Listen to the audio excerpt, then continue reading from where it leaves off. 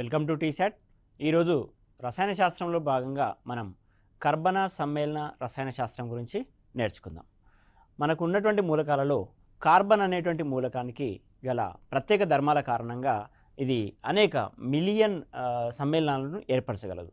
అందుకే కార్బన్ని ఆధారం చేసుకొని ఉన్నటువంటి సమ్మేళనాలన్నింటినీ అధ్యయనం చేయడం కోసం మనం కర్బన సమ్మేళన రసాయన శాస్త్రం గురించి నేర్చుకోవాల్సి ఉంటుంది. కార్బన్కి గల ప్రత్యేక ధర్మాలు ఏంటి అంటే అవి ఇదే మనం కార్బన్ అనే మూలకానికి గల ప్రత్యేక ధర్మాల కారణంగా మనకు అనేక సంఖ్యలో సమ్మేళనాలను ఏర్పరచగలదు. ఆ సమ్మేళనాల గురించి అధ్యయనం చేసే శాస్త్రాన్నే కర్బన సమ్మేళన రసాయన శాస్త్రం అని చెప్పుకోవడం జరిగింది. మరి ఆ కార్బన్కి కలిగినటువంటి ప్రత్యేక ధర్మాలు ఏంటి అని అంటే ఒకటవది శృంఖల సామర్థ్యము. శృంఖల సామర్థ్యము దీన్నే ఇంగ్లీష్ లోపల క్యాటినేషన్ అని అంటారు. అదేవిధంగా చతుస్సంయోజకత. సంయోజకత 4. కార్బన్ యొక్క సంయోజకత అనేటువంటిది 4. దీన్నే మనం ఇంగ్లీష్ లోపల టెట్రా వ్యాలెన్సీ అని అంటాం. అదేవిధంగా రూపాంతరత దీన్నే మనం ఇంగ్లీష్ లోపల అల్లోట్రోపిజం అని పేర్కొనడం జరుగుతుంది. సో ఈ రకమైనటువంటి ప్రత్యేక ధర్మాల కారణంగా కార్బన్ అనేటువంటిది కొన్ని మిలియన్ సమ్మేళనాలను ఏర్పరచగలదు. అంటే మనం తినే తిండిలో కావచ్చు, మనం కట్టుకునే దుస్తుల్లో కావచ్చు, ప్రకృతిలో ఏ పదార్థాన్ని తీసుకున్నా కార్బన్ అనేటువంటిది దానిలో కలిసిపోయి ఉంటుంది. కాబట్టి కార్బన్ నుంచి ఏర్పడినటువంటి సమ్మేళనాల గురించి చేసే అధ్యయన శాస్త్రాన్నే కర్బన సమ్మేళన రసాయన శాస్త్రం అని పేర్కొనడం జరిగింది. మరి ఈ కార్బన్కు ఉన్నటువంటి ప్రత్యేక ధర్మాల గురించి ఒకదాని తర్వాత ఒకటి నేర్చుకుందాం. ముందుగా మనకి శృంఖల సామర్థ్యము లేదా క్యాటినేషన్ అంటే ఏంటో చూద్దాం. శృంఖల సామర్థ్యం అనగా ఒక మూలకము అదే మూలకానికి సంబంధించిన పరమాణువులతో రిపీటెడ్గా బంధాలను ఏర్పరుస్తూ ఉంటుంది. ఈ విధంగా ఒక మూలకానికి సంబంధించినటువంటి పరమాణువులు అదే మూలకానికి సంబంధించినటువంటి పరమాణువులతో రిపీటెడ్గా బంధాలను ఏర్పరుస్తూ ఒక చైన్ లైక్ స్ట్రక్చర్ని ఏర్పరుస్తూ ఉంటాయి.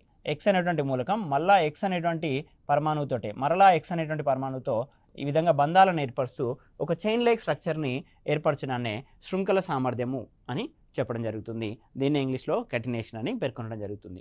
ఒక మూలకము అదే మూలకానికి సంబంధించిన పరమాణువులతో పదే బంధాలను ఏర్పరుస్తూ అంటే రిపీటెడ్గా బంధాలను ఏర్పరుస్తూ ఒక శృంఖలం వంటి పదార్థాన్ని ఏర్పరచగల సామర్థ్యాన్నే శృంఖల సామర్థ్యము లేదా క్యాటినేషన్ అని పేర్కొనడం జరుగుతుంది. కార్బన్కి ఈ క్యాటినేషన్ సామర్థ్యము లేదా శృంఖల సామర్థ్యము అనేటువంటిది అధికంగా ఉంటుంది. ఇక్కడ చూడండి, నేను ఈ శృంఖల సామర్థ్యం కలిగినటువంటి కొన్ని మూలకాలను ఇక్కడ ఇవ్వడం జరిగింది. అది ఫాస్ఫరస్, సల్ఫర్, కార్బన్. అదేవిధంగా వీటితో పాటు ఆక్సిజన్కి, నైట్రోజన్కి కూడా క్యాటినేషన్ కెపాసిటీ లేదా శృంఖల సామర్థ్యం అనేటువంటిది కొంతవరకు ఉంటుంది. సో ఇక్కడ ఇచ్చినటువంటి మూలకాల యొక్క శృంఖల సామర్థ్యాన్ని కనుక పరిశీలించినట్లయితే ఫాస్ఫరస్ అనే మూలకము 4 ఫాస్ఫరస్ పరమాణువులతో మరల బంధాలను ఏర్పరచగలదు. అంటే ఫాస్ఫరస్ యొక్క క్యాటినేషన్ కెపాసిటీ, ఫాస్ఫరస్ యొక్క శృంఖల సామర్థ్యం అనేటువంటిది 4 పరమాణువులకి పరిమితం చేయబడింది. అదేవిధంగా సల్ఫర్ యొక్క క్యాటినేషన్ ప్రాపర్టీ శృంఖల సామర్థ్యం అనేటువంటిది 8 పరమాణువులతో ఏర్పడగలదు. అంటే సల్ఫర్ అనేటువంటిది మరలా 8 సల్ఫర్ పరమాణువులతో బంధాలను ఏర్పరచగలదు. అదేవిధంగా ఆక్సిజన్ కనుక తీసుకున్నట్లయితే ఆక్సిజన్ అనేటువంటిది మరొక ఆక్సిజన్తో బంధాలను ఏర్పరచగలదు. అంటే ఒక ఆక్సిజన్ అనేటువంటిది మరో ఆక్సిజన్తో బంధాలను ఈ విధంగా ఏర్పరచగలదు. ఈ ఆక్సిజన్ మరలా ఇంకొక ఆక్సిజన్తో ఏర్పరచలేదు. అంటే ఆక్సిజన్ యొక్క శృంఖల సామర్థ్యం అనేటువంటిది 2 పరమాణువులకి పరిమితం అయిపోయింది. అదేవిధంగా ఫాస్ఫరస్ యొక్క శృంఖల సామర్థ్యం అనేటువంటిది 4 పరమాణువులకి, సల్ఫర్ యొక్క శృంఖల సామర్థ్యం అనేటువంటిది 8 పరమాణువులకి పరిమితం అయిపోయింది. ఇక్కడ నైట్రోజన్ కనుక తీసుకున్నట్లయితే నైట్రోజన్ కూడా N2 ఫామ్లో ఉంటుంది. అంటే ఒక నైట్రోజన్ పరమాణువు అనేటువంటిది ఇంకొక నైట్రోజన్ పరమాణువుతో ఈ విధంగా త్రిక బంధాన్ని ఏర్పరచగలదు. ఈ నైట్రోజన్ తిరిగి ఇంకొక నైట్రోజన్తో బంధాలను ఏర్పరచలేదు. నైట్రోజన్ యొక్క శృంఖల సామర్థ్యం కూడా 2కి పరిమితం అయిపోయింది. ఈ విధంగా మనకి ఆక్సిజన్ యొక్క శృంఖల సామర్థ్యం, నైట్రోజన్ యొక్క శృంఖల సామర్థ్యం, ఫాస్ఫరస్, సల్ఫర్ల యొక్క శృంఖల సామర్థ్యాలు ఉన్నాయి. ఈ పరమాణువుల యొక్క శృంఖల సామర్థ్యాన్ని కార్బన్తో పోల్చినట్లయితే కార్బన్ యొక్క శృంఖల సామర్థ్యం అనేటువంటిది అధికంగా ఉంది. ఈ పరమాణువుల యొక్క శృంఖల సామర్థ్యాన్ని కార్బన్ యొక్క శృంఖల సామర్థ్యంతో పోల్చినప్పుడు కార్బన్ యొక్క శృంఖల సామర్థ్యం అనేటువంటిది అధికంగా ఉంది. ఈ విధంగా అధికమైన శృంఖల సామర్థ్యాన్ని కలిగినటువంటి కార్బన్ అనేక మిలియన్ సంఖ్యలో సమ్మేళనాలను ఏర్పరచగలదు. అంటే కార్బన్ అనేటువంటిది ఈ విధంగా ఒక కార్బన్ మరో కార్బన్తో, ఒక కార్బన్ మరో కార్బన్తో, ఒక కార్బన్ మరో కార్బన్తో ఈ విధంగా అనంతంగా బంధాలను ఏర్పరచగలదు. ఈ విధంగా చైన్ అనేటువంటిది కంటిన్యూ అవుతూ ఉంటుంది. అందుకోసమనే మనకు ఈ చైన్ కంటిన్యూ అవుతున్న కొద్దీ మూడు కార్బన్లు ఉన్నటువంటి ఒక చైన్ ఒక కాంపౌండ్గా, 4 కార్బన్లు ఉన్నటువంటి ఒక చైన్ ఇంకొక కాంపౌండ్గా, 5 కార్బన్లు ఉన్నది ఇంకొక చైన్గా, మళ్ళీ వీటి లోపల ఐసోమరిజం కారణంగా ఇంకా కొన్ని సమ్మేళనాలు, ఈ విధంగా అధికమైన సంఖ్యలో కార్బన్ అనేటువంటిది సమ్మేళనాలను ఏర్పరచడానికి ఈ శృంఖల సామర్థ్యం అనేటువంటి ధర్మము కారణమైందని చెప్పవచ్చు. ఈ విధంగా ఈ పరమాణువులతో పోల్చినప్పుడు కార్బన్కి అధికమైన శృంఖల సామర్థ్యం ఉంది కాబట్టి అనేక సంఖ్యలో సమ్మేళనాలను ఏర్పరచగలదు. ఇది శృంఖల సామర్థ్యానికి సంబంధించినటువంటి సమాచారం. నెక్స్ట్ మనము కార్బన్కు ఉన్నటువంటి మరొక ధర్మము గురించి చూద్దాం. అదే చతుస్సంయోజకత అని అంటారు. దీన్నే మనం ఇంగ్లీష్ లోపల టెట్రా వ్యాలెన్సీ అని పేర్కొనడం జరుగుతుంది. టెట్రా వ్యాలెన్సీ అంటే కార్బన్ యొక్క వ్యాలెన్సీ అనేటువంటిది 4. కార్బన్కి ఉన్నటువంటి వ్యాలెన్సీ ఏదైతే ఉందో ఈ వ్యాలెన్సీ మిగతా మూలకాలతో పోల్చినప్పుడు అధికంగా ఉంటుంది. కార్బన్ ఇతర పరమాణువులతో 4 బంధాలను ఏర్పరచగలదు. ఈ ధర్మాన్నే చతుస్సంయోజకత అని అంటారు. అంటే ఇప్పుడు నేను ఒక కార్బన్ని తీసుకున్నట్లయితే ఈ కార్బన్ అనేటువంటిది మరో 4 హైడ్రోజన్లతో 4 బంధాలను ఏర్పరచగలదు. ఆక్సిజన్ యొక్క వ్యాలెన్సీ అనేటువంటిది 2, నైట్రోజన్ యొక్క వ్యాలెన్సీ అనేటువంటిది 3. ఆ విధంగా కార్బన్ యొక్క వ్యాలెన్సీ అనేటువంటిది 4. అంటే కార్బన్ అనేటువంటిది 4 ఇతర పరమాణువులతో బంధాలను ఏర్పరచగలదు, లేదా 4 ఇతర కార్బన్లతో కూడా బంధాలను ఏర్పరచగలదు. నిర్వచనంలో అది కవర్ కాకపోయినప్పటికీ కార్బన్ మరలా అదే కార్బన్లతో కూడా బంధాలను ఏర్పరచగలదు. స్థూలంగా ఇక్కడ కార్బన్ ఇతర పరమాణువులతో 4 బంధాలను ఏర్పరచగల ధర్మాన్నే చతుస్సంయోజకత అని పేర్కొనడం జరిగింది. మరి ఈ కార్బన్కి 4 బంధాలను ఏర్పరచగలిగినటువంటి శక్తి ఏ విధంగా వచ్చిందనే విషయాన్ని ఒకసారి చూద్దాం. దాన్ని తెలుసుకోవడం కోసం కార్బన్ యొక్క ఎలక్ట్రానిక్ కాన్ఫిగరేషన్, ఎలక్ట్రాన్ విన్యాసం కనుక మనం రాసినట్లయితే కార్బన్ యొక్క పరమాణు సంఖ్య అనేటువంటిది 6. కార్బన్ యొక్క పరమాణు సంఖ్య 6. ఎలక్ట్రాన్ విన్యాసం కనుక చూసినట్లయితే ముందుగా ఎలక్ట్రాన్లు అనేటువంటి 1sలో ప్రవేశిస్తాయి. 1sలో గరిష్టంగా 2 ఎలక్ట్రాన్లు. ఆ తర్వాత ఎలక్ట్రాన్లు అనేటువంటి 2sలో ప్రవేశిస్తాయి. 2sలో కూడా గరిష్టంగా 2 ఎలక్ట్రాన్లను నింపవచ్చు. ఆ తర్వాత 2pలోకి ఎలక్ట్రాన్లు ప్రవేశిస్తాయి. 2pలో గరిష్టంగా మనము 6 ఎలక్ట్రాన్ల వరకు నింపవచ్చు. 2p లోపల 3 ఉప ఆర్బిటాలు ఉన్న కారణంగా ఒక్కొక్క ఉప ఆర్బిటాల్లో 2 ఎలక్ట్రాన్లను నింపగలము. కానీ మనకి ఇక్కడ ఉన్నటువంటి ఒక్కొక్క ఉప ఆర్బిటాల్లో 2 ఎలక్ట్రాన్లను నింపగలము.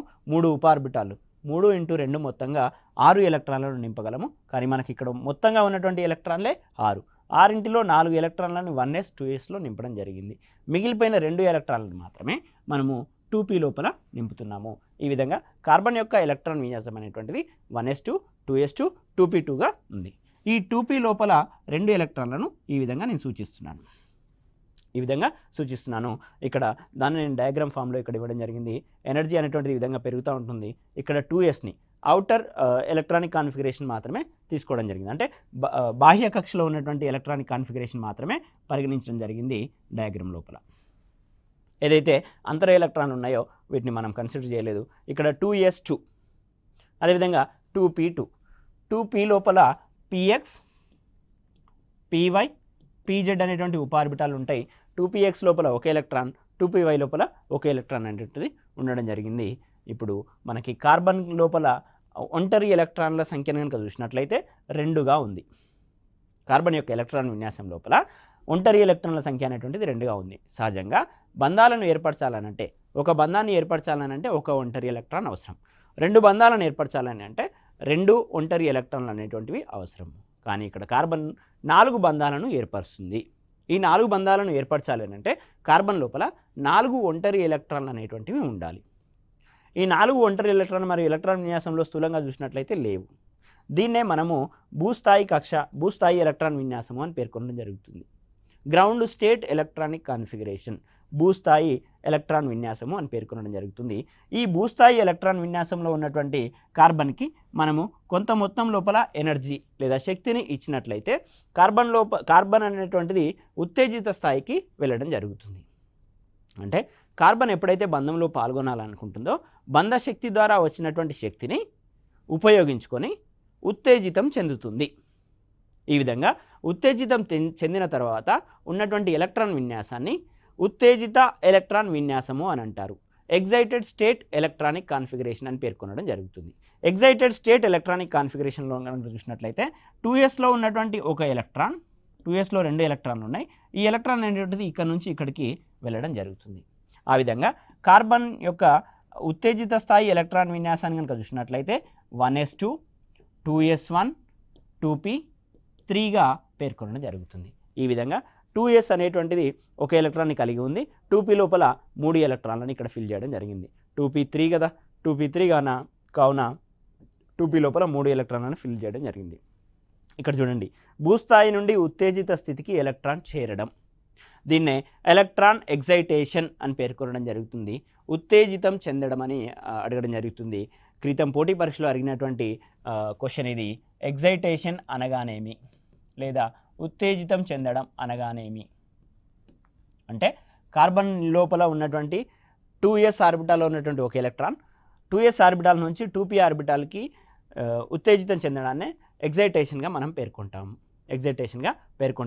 దీనికి కావాల్సినటువంటి ఎనర్జీ అనేటువంటిది బంధశక్తి నుంచి లభిస్తుంది. ఈ విధంగా ఉత్తేజితం చెందిన ఎలక్ట్రాన్ విన్యాసము లేదా ఎగ్జైటెడ్ స్టేట్ ఎలక్ట్రానిక్ కాన్ఫిగరేషన్ లోపల ఎలక్ట్రాన్లను కనుక లెక్కించినట్లయితే 1,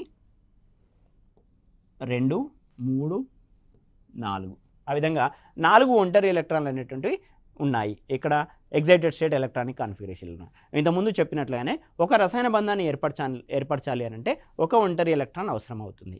కానీ ఇక్కడ కార్బన్ అనేటువంటిది 4 బంధాలను ఏర్పరుస్తుంది, చతుస్సంయోజకత అని చెప్పాము. భూస్థాయి కక్ష లోపల భూస్థాయి ఎలక్ట్రాన్ విన్యాసం లోపల కేవలం 2 ఒంటరి ఎలక్ట్రాన్లు మాత్రమే ఉన్నాయి. అందుకోసమని కార్బన్ అనేటువంటిది ఉత్తేజితం చెంది ఇక్కడ మనకి 4 ఒంటరి ఎలక్ట్రాన్లని పొందుతుంది. ఈ విధంగా ఏర్పడినటువంటి 4 ఒంటరి ఎలక్ట్రాన్లు 4 బంధాలను ఏర్పరచబోతున్నాయి. ఇక్కడ ఒక చిన్న ప్రశ్న ఏంటి అని అంటే, ఇక్కడ కార్బన్ యొక్క ఈ విధంగా 4 బంధాలను ఏర్పరిచింది. మనకు ఉన్నటువంటి 4 ఒంటరి ఎలక్ట్రాన్లతో కార్బన్ అనేటువంటిది 4 బంధాలను ఏర్పరిచింది. ఇక్కడ ఉన్నటువంటి 4 బంధాలు కూడా ఒకే రకమైనటువంటి ధర్మాలను కలిగి ఉంటాయి. కానీ ఇక్కడ చూసినట్లయితే 4 ఒంటరి ఎలక్ట్రాన్లు అనేటువంటివి ఒకే రకమైనటువంటి ఆర్బిటాల్లో లేవు. ఒక ఒంటరి ఎలక్ట్రాన్ 2sలో ఉంది, మిగిలిన 3 ఎలక్ట్రాన్లు అనేటువంటివి 2pలో ఉన్నాయి. ఇక్కడ ఏర్పడేటువంటి 4 బంధాలు కూడా సేమ్ అని చెప్తున్నాం, ఒకే రకమైనటువంటి అని చెప్తున్నాం. కానీ ఇక్కడ వస్తున్నటువంటి ఒంటరి ఎలక్ట్రాన్ అనేటువంటిది ఒకటి 2s నుండి వస్తుంది, మిగిలిన 3 కూడా 2p నుండి రావడం జరుగుతుంది.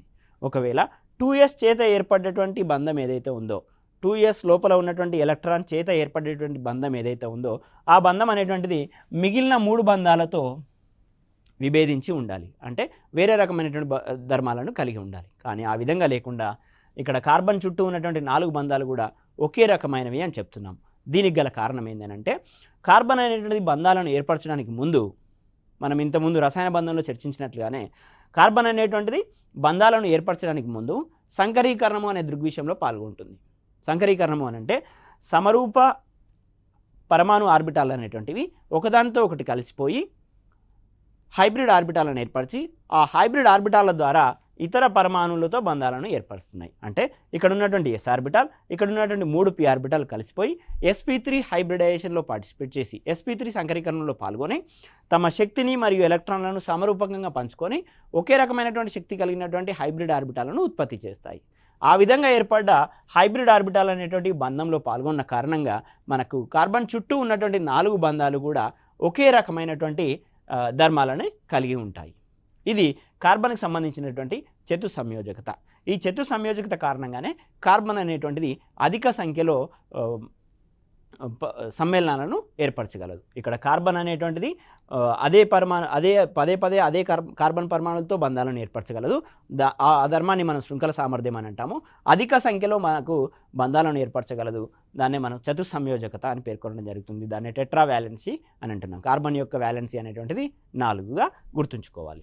ఇది ఏ విధంగా ఎగ్జైటెడ్ చెంది మనకు 4 ఒంటరి ఎలక్ట్రాన్లు అనేటువంటివి రావడం జరుగుతుంది అన్న విషయానికి సంబంధించినటువంటి డయాగ్రామ్. ఇది కార్బన్ యొక్క చతుస్సంయోజకత అని పేర్కొనడం జరిగింది. సో ఇప్పుడు కార్బన్ అనేటువంటిది 4 బంధాలను ఏర్పరుస్తుందని చెప్పడం జరిగింది. ఈ 4 బంధాలలో కూడా వివిధ రకాల బంధాలను కార్బన్ అనేటువంటిది ఏర్పరచగలదు. ఉదాహరణకి కార్బన్ అనేటువంటిది 4 ఏక బంధాలను కూడా ఏర్పరచగలదు. అంటే కార్బన్ చుట్టూ ఉన్నటువంటి బంధాలన్నీ కూడా ఏకబంధాలే. ఇక్కడ ఎగ్జాంపుల్గా నేను మీథేన్ ఇవ్వడం జరిగింది. మీథేన్ యొక్క ఫార్ములా CH4. మీథేన్ యొక్క ఫార్ములా CH4 అంటే 4 ఏకబంధాలు అని అంటే సింగిల్ బాండ్స్. కార్బన్ చుట్టూ కూడా 4 ఏకబంధాలు అనేటువంటివి ఈ విధంగా ఉంటున్నాయి. 4 ఏకబంధాలు అనేటువంటివి ఈ విధంగా ఉంటున్నాయి. సో ఇంకొక మోలిక్యూల్ తీసుకున్నట్లయితే కార్బన్ టెట్రాక్లోరైడ్. ఒక కార్బన్ చుట్టూ 4 క్లోరిన్ పరమాణువులు అనేటువంటివి ఉంటున్నాయి. ఇక్కడ కార్బన్ తీసుకున్నట్లయితే ఇక్కడ క్లోరిన్ పరమాణువులు అనేటువంటివి కార్బన్ చుట్టూ ఉన్నాయి. Chlorine chlorine chlorine chlorine. ఈ 4 బంధాలు కూడా ఏకబంధాలే. సో చతుసంయోజకతలో ఉన్నటువంటి 4 బంధాలు కూడా ఏకబంధాలు అయినప్పుడు ఆ రెండింటికి ఎగ్జాంపుల్గా నేను CH4 మీథేన్ని మరియు కార్బన్ టెట్రాక్లోరైడ్ని ఇవ్వడం జరిగింది. అలా కాకుండా కార్బన్ చుట్టూ ఏర్పడేటువంటి 4 బంధాలలో ఒక ద్విబంధము 2 ఏకబంధాలు, ఒక ద్విబంధము 2 ఏకబంధాలు కూడా ఏర్పడగలవు. ఉదాహరణకి ఇథిలిన్ అంటే ద్విబంధము అని అంటే 2 బంధాలు, 2 ఏకబంధాలు అంటే సింగిల్ బాండ్స్. ఈ విధంగా మొత్తంగా 1 2 3 4 కార్బన్ చుట్టూ 4 బంధాలు అనేటువంటివి ఏర్పడుతున్నాయి. దీనికి గల ఎగ్జాంపుల్ ఇథిలిన్గా తీసుకోవడం జరిగింది. దీన్నే మనం ఈథీన్ అని పేర్కొనడం జరుగుతుంది. ఈథీన్ యొక్క ఫార్ములా కనుక చూసినట్లయితే C2H4.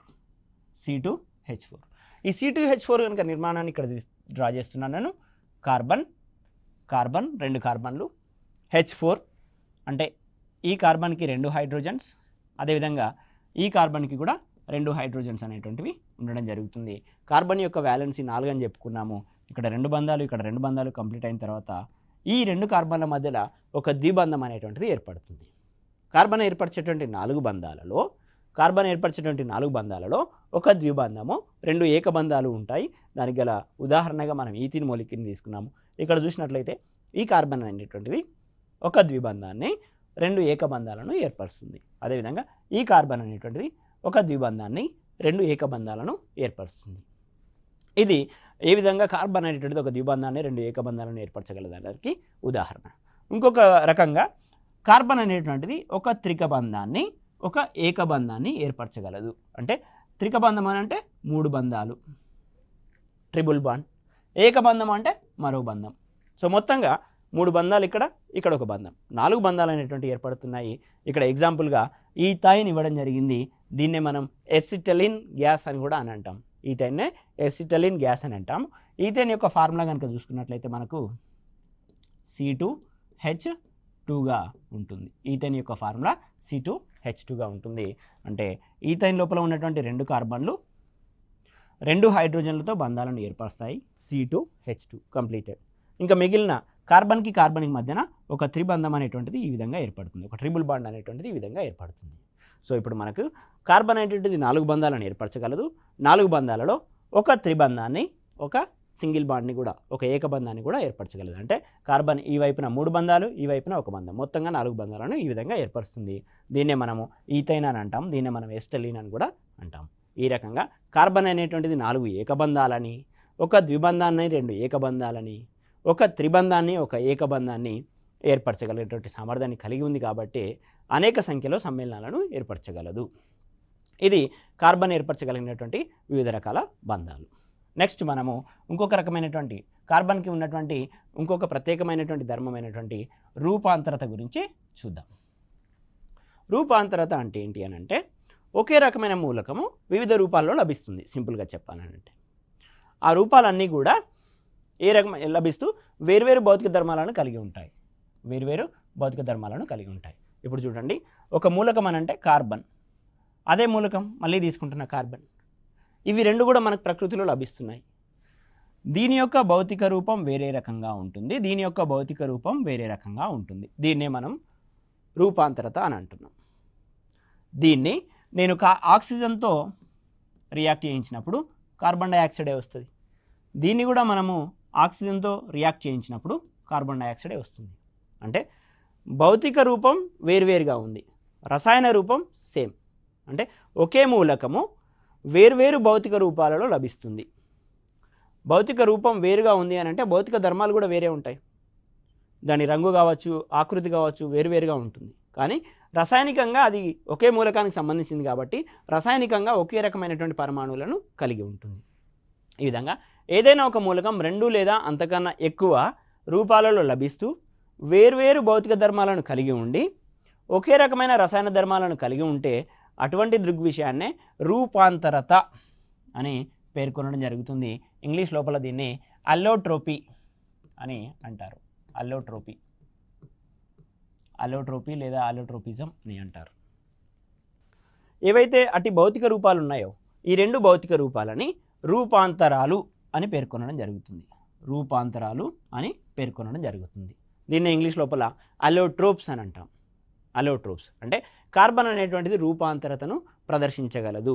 కార్బన్ అనేటువంటిది విభిన్న భౌతిక రూపాలలో లభిస్తుంది ప్రకృతి లోపల. ఆ విధంగా విభిన్న భౌతిక రూపాలలో లభిస్తున్న కారణంగా అనేక సంఖ్యలో మనకు సమ్మేళనాలను ఏర్పరచగలదు. సో కానీ ఇక్కడ కార్బన్ అనేటువంటిది సేమ్ మూలకం, భౌతిక రూపాలు వేరు. ఈ భౌతిక రూపాన్ని ఇదే భౌతిక రూపాన్ని మనం ఆక్సిజన్తో చర్యనించినప్పుడు మనకు వచ్చేటువంటి ఏదైతే ప్రోడక్ట్ ఉంటుందో ఆ ప్రోడక్ట్ సేమ్ ఉంటుంది. అంటే రసాయన ధర్మం సేమ్, భౌతిక ధర్మం మాత్రమే వేరే ఉంది. అందుకే వీటిని వేరువేరు భౌతిక రూపాలు కలిగినటువంటి ఒకే రసాయన ధర్మం కలిగినటువంటి రూపాలను పేర్కొనడం జరుగుతుంది.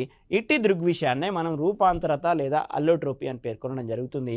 ఈ రూపాంతరాలను, ఈ వేర్వేరు భౌతిక ధర్మాలు ఏవైతే కలిగి ఉన్నాయో ఈ భౌతిక రూపాలను మనము రూపాంతరాలు లేదా అల్లోట్రోప్స్ అని పేర్కొనడం జరుగుతుంది. ఇది కార్బన్కి ఉన్నటువంటి మరో రకమైనటువంటి ప్రత్యేక ధర్మం, అది రూపాంతరత. నెక్స్ట్ మనం ఇంకా కార్బన్ యొక్క రూపాంతరాల గురించి నేర్చుకుందాం. పోటీ పరీక్షల్లో అనేక సార్లు అడిగినటువంటి ప్రశ్నలు ఇవి రూపాంతరాలు, కార్బన్ రూపాంతరాలకు సంబంధించినటువంటి ప్రశ్నలు. కార్బన్ రూపాంతరాలు ప్రధానంగా రెండు రకాలు. ఒకటి అస్ఫటిక రూపాంతరాలు, స్ఫటిక రూపాంతరాలు. ఈ అస్ఫటిక రూపాంతరాలని మనం ఇంగ్లీష్ లోపల అమార్ఫస్ సాలిడ్స్ అని పేర్కొనడం జరుగుతుంది. ఈ స్ఫటిక రూపాంతరాలనే క్రిస్టలిన్ సాలిడ్స్ అని పేర్కొనడం జరుగుతుంది. అంటే ఈ స్ఫటిక రూపాంతరాలు అనేటువంటి స్ఫటికం రూపంలో ఉంటాయి, అంటే క్రిస్టలిన్ రూపంలో ఉంటాయి. ఈ అస్ఫటిక రూపాంతరాలు అనేటువంటివి అమార్ఫస్ అంటే ఒక రకమైనటువంటి ఒక ఏదైతే మసి ఉంటుందో ఈ మసి దీని అస్ఫటిక రూపాంతరాలకి బెస్ట్ ఎగ్జాంపుల్. కోల్ ఏదైతే ఉంటుందో, బొగ్గు ఏదైతే ఉంటుందో, బొగ్గు అనేటువంటిది అస్ఫటిక రూపాంతరాలకి బెస్ట్ ఎగ్జాంపుల్గా తీసుకుంటున్నాం. సో మొత్తంగా కార్బన్కి ఉన్నటువంటి అన్ని రూపాంతరాలను ప్రధానంగా రెండు రకాలుగా వర్గీకరించడం జరిగింది.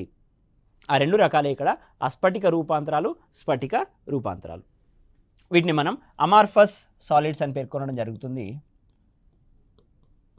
ఇంగ్లీష్ పదాలు కూడా నేర్చుకోవాల్సినటువంటి అవసరం ఉంది. ఒక్కొక్కసారి ప్రశ్నపత్రాల్లో ట్రాన్స్లేషన్ లేకుండా అవే పదాలను వాడుతున్నారు. Amorphous solids and crystalline solids.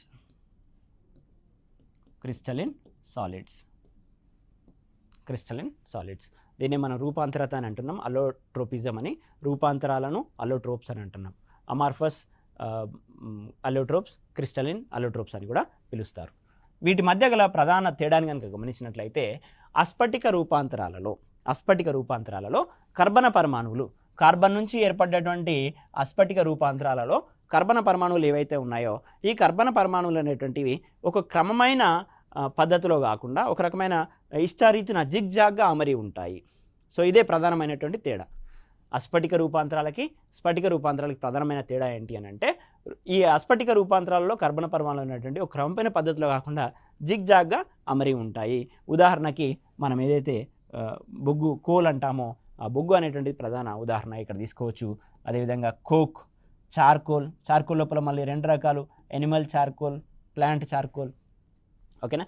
దీపపు మసి, మన పాతకాలంలో వాడేటువంటి దీపాల సీసా దీపాల లోపల మూత పైన ఉండేటువంటి మసి ఏదైతే ఉందో అది కూడా అమార్ఫస్ సాలిడ్స్కి బెస్ట్ ఎగ్జాంపుల్. అదే అస్ఫటిక రూపాంతరాలకి బెస్ట్ ఎగ్జాంపుల్. ఆ మసిలో కావచ్చు, బొగ్గులో కావచ్చు, కోక్లో కావచ్చు ఈ కర్బన పరమాణువులు అనేటువంటివి ఒక క్రమమైన పద్ధతిలో కాకుండా జిగ్జాగ్గా అమరి ఉంటాయి, ఎటువంటి పద్ధతి లేకుండా అమరి ఉంటాయి. వీటిని మనము అస్ఫటిక రూపాంతరాలని పేర్కొనడం జరిగింది. కార్బన్ యొక్క రూపాంతరాల్లో మొదటి రకం. మరో రకమైనటువంటి స్ఫటిక రూపాంతరాలు అనేటువంటి ఉన్నాయి. ఈ స్ఫటిక రూపాంతరాలను కనుక చూసినట్లయితే వీటిని మనం క్రిస్టలిన్ సాలిడ్స్ అని అంటాం. ఇవి క్రిస్టల్స్ రూపంలో ఉంటాయి. ఈ రకమైనటువంటి రూపాంతరాలలో కర్బన పరమాణువులు ఒక క్రమమైన పద్ధతిలో అమరి ఉంటాయి.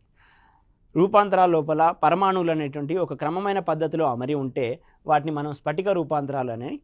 అలా క్రమమైన పద్ధతిలో కనుక క్రమమైన పద్ధతి అమరిక లేకుండా ఉంటే వాటిని మనం అస్ఫటిక రూపాంతరాలని పేర్కొనడం జరుగుతుంది. ఇక్కడ స్ఫటిక రూపాంతరాలకి బెస్ట్ ఎగ్జాంపుల్గా మనము వజ్రము మరియు గ్రాఫైట్ని తీసుకోవడం జరిగింది. వజ్రం అంటే డైమండ్, గ్రాఫైట్ అని అంటే మాకు తెలుసు, మనం పెన్సిల్ లోపల వాడేటువంటి గ్రాఫైట్. సో ఈ విధంగా వజ్రము గ్రాఫైట్ అనేటువంటివి స్ఫటిక రూపాంతరాలకి బెస్ట్ ఎగ్జాంపుల్. ఈ వజ్రానికి గ్రాఫైట్కి గల తేడాలు అనేటువంటివి అనేక సార్లు పోటీ పరీక్షల్లో అడగడం జరిగింది. వాటి గురించి ఒకసారి నేర్చుకునే ప్రయత్నం చేద్దాం. వజ్రానికి గ్రాఫైట్కి గల తేడాలు. వజ్రానికి గ్రాఫైట్కి గల తేడాలు ప్రశ్నలు ఈ విధంగా ఉంటున్నాయి. దీనిలో సంకరీకరణం ఏంటి, దీని యొక్క ఆకృతి ఏంటి, దీని యొక్క విద్యుత్ వాహకత సామర్థ్యం ఏమిటి. ఈ విధంగా చూసినట్లయితే వజ్రం లోపల సంకరీకరణం అనేటువంటిది sp3 సంకరీకరణంగా ఉంటుంది. అదేవిధంగా గ్రాఫైట్లో కనుక చూసినట్లయితే సంకరీకరణం అనేటువంటిది sp2 సంకరీకరణంగా ఉంటుంది. మనకు తెలుసు కార్బన్ యొక్క ఎలక్ట్రానిక్ కాన్ఫిగరేషన్ కనుక పరిశీలించినట్లయితే 1s2 2s2 2p2గా ఉంది. దీన్ని ఎగ్జైటెడ్ స్టేట్ లోపల 2s1 2p3గా పేర్కొంటున్నాము. ఇక్కడ s ఆర్బిటాల్లో ఒక ఒంటరి ఎలక్ట్రాన్, p ఆర్బిటాల్లో ఉన్నటువంటి 3 ఉప ఆర్బిటాల్లో 3 ఒంటరి ఎలక్ట్రాన్లు అనేటువంటివి ఉన్నాయి. ఈ విధంగా ఈ 4 ఎలక్ట్రాన్లు కలిగినటువంటి ఒక s ఆర్బిటాల్ 3 p ఆర్బిటాలు కలిసిపోయి హైబ్రిడైజేషన్లో కనుక పార్టిసిపేట్ అయితే అప్పుడు మనకు వస్తున్నటువంటి హైబ్రిడైజేషన్నే మనం sp3 హైబ్రిడైజేషన్ అని పేర్కొనడం జరుగుతుంది. అలా కాకుండా ఓన్లీ ఈ s ఆర్బిటాల్, ఈ 2 p ఆర్బిటాలు కనుక హైబ్రిడైజేషన్లో పాల్గొంటే మనకు వచ్చేటువంటి హైబ్రిడైజేషనే sp2 హైబ్రిడైజేషన్ అని పేర్కొనడం జరుగుతుంది. అంటే డైమండ్ లోపల 3 p ఆర్బిటాలు ఒక s ఆర్బిటాలు కలిసిపోయి sp3 హైబ్రిడైజేషన్ లోపల పార్టిసిపేట్ అవుతున్నాయి. అందుకే వజ్రం లోపల sp3 హైబ్రిడైజేషన్ అని పేర్కొనడం జరిగింది. sp2 హైబ్రిడైజేషన్ గ్రాఫైట్ లోపల ఉంటుంది. అంటే ఒక p ఆర్బిటాల్ అనేటువంటిది హైబ్రిడైజేషన్లో పాల్గొనకుండా ఉంటుంది అన్న విషయాన్ని గుర్తుంచుకోవాలి. ఇది వజ్రానికి గ్రాఫైట్కి గల సంకరీకరణంలో తేడా. ఇంకొక రకమైన తేడా ఏంటి అని అంటే ఆకృతిలో ఎప్పుడైతే కార్బన్ పరమాణువులు sp3 హైబ్రిడైజేషన్లో పార్టిసిపేట్ చేస్తున్నాయో, sp3 హైబ్రిడైజేషన్ లోపల పార్టిసిపేట్ చేస్తున్నాయో, sp3 హైబ్రిడైజేషన్ కారణంగా చతుర్ముఖీయ ఆకృతిని పొంది ఉంటాయి. ఇక్కడ డయాగ్రామ్లో ఇచ్చాం. వజ్రం నిర్మాణం లోపల ఒక కార్బన్ పరమాణువుని, ఫర్ ఎగ్జాంపుల్ ఇక్కడ మనం ఈ కార్బన్ పరమాణువుని కనుక ఊహించుకున్నట్లయితే ఈ కార్బన్ పరమాణువు చుట్టూ 4 కార్బన్ పరమాణువులు 1 2 3 4 ఏ కార్బన్ పరమాణువుని తీసుకున్నా కూడా ఆ కార్బన్ పరమాణువు చుట్టూ 4 పరమాణువులు అనేటువంటివి చతుర్ముఖీయ ఆకృతిలో ఉంటాయి. దీన్నే మనం ఇంగ్లీష్ లోపల టెట్రాహైడ్రల్ అని పేర్కొనడం జరుగుతుంది. టెట్రాహైడ్రల్ ఆకృతి లోపల ఉంటాయి. అదేవిధంగా ఎప్పుడైతే ఆకృతి మన గ్రాఫైట్ యొక్క ఆకృతిని కనుక పరిశీలించినట్లయితే గ్రాఫైట్ లోపల హైబ్రిడైజేషన్ అనేటువంటిది sp2గా ఉన్న కారణంగా ఇక్కడ గ్రాఫైట్ని చూడండి. ఇక్కడ గ్రాఫైట్లో ఉన్నటువంటి కార్బన్ పరమాణు అనేది తీసుకున్నట్లయితే ఈ కార్బన్ పరమాణువు చుట్టూ మనకి ఓన్లీ 3 కార్బన్ పరమాణువులు మాత్రమే ఉంటాయి. ఆ విధంగా మధ్యలో ఏదైతే కార్బన్ పరమాణు ఉందో ఈ కార్బన్ పరమాణువుని మనము తీసుకున్నట్లయితే మనకి కేవలం 3 కార్బన్ పరమాణువులు అనేటువంటివి ఉంటాయి. ఇక్కడ డైమండ్లో కనుక మనం కార్బన్ పరమాణువు కనుక చూసినట్లయితే ఈ కార్బన్ పరమాణువు చుట్టూ 3 కార్బన్ పరమాణువులు అనేటువంటివి ఉంటున్నాయి. ఇక్కడ ఏ కార్బన్ పరమాణువుని తీసుకున్నా కూడా ఆ కార్బన్ పరమాణువు చుట్టూ 3 కార్బన్ పరమాణువులు ఉంటాయి. కానీ ఇక్కడ వజ్రం లోపల ఒక కార్బన్ పరమాణువుని తీసుకుంటే ఈ కార్బన్ పరమాణువు చుట్టూ 4 కార్బన్ పరమాణువులు ఉంటాయి. కారణం sp3 హైబ్రిడైజేషన్, ఇక్కడ కారణం sp2 సంకరీకరణం. sp2 సంకరీకరణంలో పాల్గొన్న కారణంగా ఇక్కడ గ్రాఫైట్లో ఉన్నటువంటి కార్బన్ పరమాణువుల అమరిక అనేటువంటిది మనకి టెట్రాగ్లోనల్ ప్లేనార్ అని అంటారు. దీనే త్రికోణీయ ఆకృతి అని కూడా పేర్కొనడం జరుగుతుంది. గ్రాఫైట్ లోపల కార్బన్ పరమాణువుల అమరిక అనేటువంటిది త్రికోణీయ ఆకృతి లోపల లేదా త్రిభుజాకార ఆకృతి లోపల అమరి ఉంటాయి. ఇక్కడ చతుర్ముఖీయ ఆకారము లేదా టెట్రాహైడ్రల్ ఆకారం లోపల కార్బన్ పరమాణువుల అమరిక అనేటువంటిది ఉంటుంది. మరొక ఇంపార్టెంట్ విషయం ఏంటి అని అంటే ఇక్కడ విద్యుత్ వాహకత. డైమండ్ అనేటువంటిది విద్యుత్ నిరోధకతని కలిగి ఉంటుంది. డైమండ్ గుండా మనం విద్యుత్ని ప్రసరించలేము, కానీ గ్రాఫైట్ గుండా విద్యుత్ అనేటువంటిది ప్రసారం జరుగుతుంది. ఎందుకు గ్రాఫైట్ గుండా విద్యుత్ని ప్రసారం జరుగుతుంది అని అంటే ఇక్కడ ఒకసారి గమనించండి. మనకు కార్బన్లో ఉన్నటువంటి ఒక s ఆర్బిటాల్ 2 p ఆర్బిటాలు మాత్రమే హైబ్రిడైజేషన్ లోపల పాల్గొన్నాయి. ఇంకొక p ఆర్బిటాల్ అనేటువంటిది హైబ్రిడైజేషన్లో పాల్గొనలేదు. ఈ పాల్గొనేటువంటి p ఆర్బిటాల్ ఏదైతే ఉందో ఈ p ఆర్బిటాల్లో ఉన్నటువంటి ఒంటరి ఎలక్ట్రాన్ అనేటువంటిది గ్రాఫైట్ లోపల స్వేచ్ఛా ఎలక్ట్రాన్గా ఉంటుంది. ఈ స్వేచ్ఛా ఎలక్ట్రాన్గా ఉన్న కారణంగా ఎప్పుడైతే విద్యుత్ ప్రవాహం జరుగుతుందో ఈ ఎలక్ట్రాన్ల కారణంగా గ్రాఫైట్ గుండా విద్యుత్ ప్రవాహం జరుగుతుంది. అర్థమైందా? విద్యుత్ ప్రవాహం అనగా ఎలక్ట్రాన్ల ప్రవాహము. స్వేచ్ఛా ఎలక్ట్రాన్లు ఉన్న కారణంగా విద్యుత్ ప్రవాహం అనేటువంటిది గ్రాఫైట్ గుండా జరుగుతుంది. కానీ స్వేచ్ఛా ఎలక్ట్రాన్లు లేనటువంటి వజ్రం లోపల విద్యుత్ ప్రవాహం అనేటువంటిది జరగదు. ఈ దృగ్విషయం కారణంగానే గ్రాఫైట్కి విద్యుత్ వాహకత అనేటువంటిది ఉంటుంది, కానీ వజ్రం లోపల విద్యుత్ వాహకత అనేటువంటిది ఉండదు. ఇవి ప్రధానమైనటువంటి తేడాలు వజ్రానికి గ్రాఫైట్కి గల తేడాలు. ఈ విధంగా మనకి ఈ గ్రాఫైట్ అనేటువంటిది ఇంకొక ఇంపార్టెంట్ విషయం ఏంటంటే గ్రాఫైట్ అనేటువంటిది మృదువైన పదార్థము, వజ్రం అనేటువంటిది గట్టి పదార్థము. ఇది మీరు గుర్తుంచుకోవాల్సినటువంటి అంశము.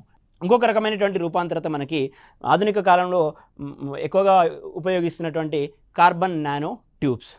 ఇక్కడ సంయోజనీయ బంధాల్లో పాల్గొనేటువంటి కర్బన పరమాణువులు, అంటే కర్బన పరమాణువులన్నీ కూడా కోవాలెంట్ బాండ్స్లో పాల్గొంటూ ఒక షణ్ముఖ ఆకృతిని పొంది, ఒక హెక్సాగోనల్ ఆకృతిని పొంది గొట్టాల రూపంలో రూపాంతరం చెందిన కారణంగా మనకి కార్బన్ నానో ట్యూబ్లు అనేటువంటివి ఏర్పడుతున్నాయి. ఈ కార్బన్ నానో ట్యూబ్లని మనము ఇంటిగ్రేటెడ్ సర్క్యూట్స్ లోపల, తెలుగు లోపల వీటిని మనం సమీకృత వలయాలు అని పేర్కొనడం జరుగుతుంది. ఇంటిగ్రేటెడ్ సర్క్యూట్స్లో రాగికి బదులుగా మనం ఈ నానో ట్యూబ్స్ని వాడడం జరుగుతుంది. ఈ నానో ట్యూబ్స్ని అనుసంధాన తీగలుగా, కనెక్టింగ్ వైర్గా వాడుతున్నాము. ఈ కార్బన్ నానో ట్యూబ్ని మరొక రంగంలో మనం విరివిగా వాడుతున్నాము. అదేంటంటే కణంలోకి ఏదైనా జీవాణువులను ప్రవేశపెట్టాలి అని అంటే ఈ కార్బన్ నానో ట్యూబ్లు అనేటువంటి పరిమాణంలో చాలా చిన్నగా ఉంటాయి. చిన్నగా ఉన్నటువంటి జీవాణువులలోకి ఏదైనా పదార్థం ప్రవేశపెట్టాలి అని అంటే ఈ కార్బన్ నానో ట్యూబ్లు అనేటువంటివి మెడిసిన్ రంగంలో కూడా అత్యంత ఆవశ్యకతని కలిగి ఉన్నాయి. ఇది కార్బన్కి సంబంధించినటువంటి ప్రత్యేక ధర్మాలు మరియు కార్బన్ యొక్క 2 రకాల రూపాంతరాలు, స్ఫటిక రూపాంతరాలు, అస్ఫటిక రూపాంతరాల గురించిన మొత్తం సమాచారం. మరో క్లాస్లో ఇంకొక అంశంతో మీ ముందుకు వస్తాను. Thank you one and all.